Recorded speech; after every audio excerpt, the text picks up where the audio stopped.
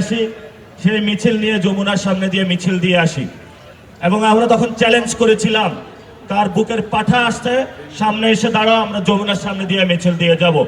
আমরা সেই যমুনার সামনে মিছিল দিয়েছি, মিছিল দিয়ে শাহবাগে এসেছি, শাহবাগ থেকে আমরা ঢাকা মেডিকেলে এসেছিলাম, তারপরে আমরা আবার শাহবাগে গিয়েছিলাম, কিন্তু আমরা শান্তিপূর্ণ অবস্থান জারি রেখেছিলাম।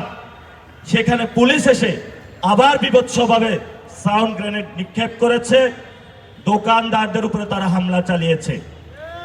সাধারণ যারা নিরীহ পথচারী, আওয়ামী লীগের আমলে দেখেছি মোবাইল চেক করতে, পাকিস্তান আমলে দেখেছিলাম লুঙ্গি খুলে চেক করতে, এই আমলেও আমরা গতকালকে এগুলো বাংলাদেশের সামনে, মানুষের সামনে আবার দেখলাম।